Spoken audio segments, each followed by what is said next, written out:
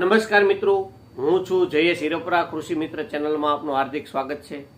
આજે વાત કરવાની છે ખેડનું મહત્વ, એટલે કે ખેડનું ઘણું બધું મહત્વ છે.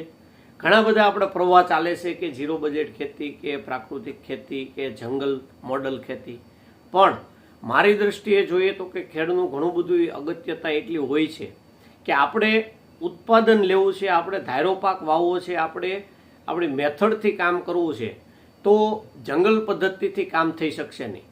જ્યારે બિન ઉપજાઉ પાક હોય કે વગડાઉ પાક હોય તો એ બધું એમાં એની લાઈફ સાયકલ દરમિયાન મેન્ટેન થતું હોય છે. આપણે કોઈ પણ બાહ્ય ખાતર નથી આપતા, બેક્ટેરિયા નથી આપતા, માઇક્રોરેજા નથી આપતા, પણ એ પાક લીલો રહેતો હોય છે. કે જ્યારે આપણે કોઈ પણ ખેતર છે, ખેતરને આપણે પ્રેક્ટાઇસ કરી અને ખેડી અને ચાસ કરીને કે હાર કરીને અથવા ક્યારા કરીને આપણે જે કંઈ વાવેતર કરીએ છીએ તો એમાં ખેડ કરવી ઘણી બધી અગત્યની હોય છે. હવે ખેડમાં લાભ અને અલાભ બે પ્રકાર હોય છે.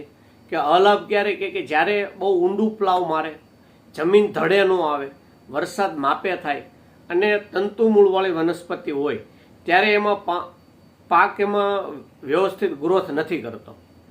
તો આવી પરિસ્થિતિમાં કે જે જગ્યાએ જમીન ધડે ન આવતી હોય, પોચી રહેતી હોય, તો એવી જમીનમાં પ્લાવ મારવાની જરૂર નથી.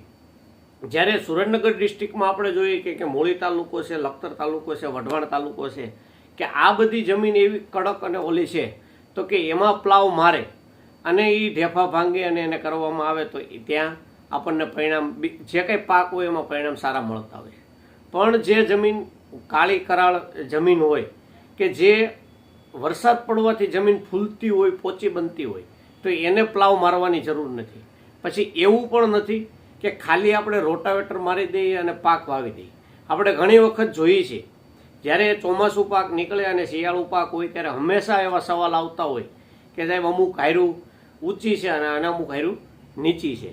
તો એમાં પરિસ્થિતિ એવી બની હોય કે જ્યાં સાહ આવતો હોય, મગફળીનો સાહ આવતો હોય એમાં છોડનો વિકાસ સારો હોય, જ્યાં પાટલું આવતું હોય તો એમાં છોડનો વિકાસ છે એ દબાયેલો રહેતો હોય. એટલે ખેડ એટલી અગત્યની છે. કાંઈ કમસે કમ જે દાંતી આપણે મારીએ છીએ, પછી એ 7 દાંતાની હોય, 9 દાંતાની હોય, એ દાંતી છે એકવાર ઊભી અને એકવાર ત્રાસી જો મારવામાં આવે તો જે પાટલાની જમીન જે છે એ સાહની માટી છે એ પાટલામાં એમ માટીની અવર જવર થઈ જાય. બીજું કે જ્યારે આપણે વાવેતર કરવાનું છે ત્યારે ઘણું ખરી જગ્યાએ એવું થતું હોય કે એક શેઢીથી સાહ નખાતા હોય, એટલે સાહની જગ્યા હંમેશા વર્ષોથી ફિક્સ હોય. પણ જ્યારે થોડું ઘણું કે 2-4 ઇંચ મૂકી અને સાહનું જો થોડું ઘણું ફેરફાર કરવામાં આવે તો પણ જમીનની એમનું ફેરબદલી થઈ જાય છે. કે આપણે પાટલું હોય ત્યાં સાહ થઈ જાય, સાહ હોય ને પાટલું થઈ જાય. તો પણ એમાં જે પોષક તત્વો હોય કે ઓર્ગેનિક મેટર હોય એને થોડુંક સ્થળાંતર થાય તો છોડને એ લેવામાં સારું પડે. બીજું કે જો શક્ય હોય તો અત્યારે ઉનાળામાં ખેતર ખાલી હોય તો એકવાર ત્રાસી દાંતી મારી અને અઠવાડિયું પીળું રહેવા દેવાનું, તો બીજા પક્ષીઓ જે કંઈ ઉડતા હોય અને જે જીવાતના કોસેટા પીડા છે એ વીણી લે તો આપણને ચોમાસામાં એ નુકસાન ઓછું કરે. પાછું અઠવાડિયા પછી બીજી વાર દાંતી મારી અને પાછું પીળું રહેવા દઈએ તો સારું પડે. પણ ઘણી વખત આધુનિક યુગમાં સમય નહીં હોવાના હિસાબે એવું બને છે કે ભાઈ સવારે ઊભી દાંતી મારી, બપોર પછી આડી દાંતી મારી અને રાત્રે પાછી રાપ મારી દીધી. તો આ જે 24 કલાકમાં આપણે 3 પ્રક્રિયા એક હારે કરી નાખી તો એની જગ્યાએ કે જે પ્રક્રિયા કરવાની છે અને ખેતર ખાલી પીળું રહેશે તો અઠવાડિયાના ગેપમાં આપણે કરીએ તો હવાની જે અવર જવર છે કે ઉપરથી નીચે, જેમ આપણે આગલા વિડીયોમાં જણાવ્યું કે ઓક્સિજન છે એ બંધારણીય તત્વ તરીકે કામ આવે, તો ઓક્સિજન પણ એટલો જમીનની અંદર જવો જરૂરી છે.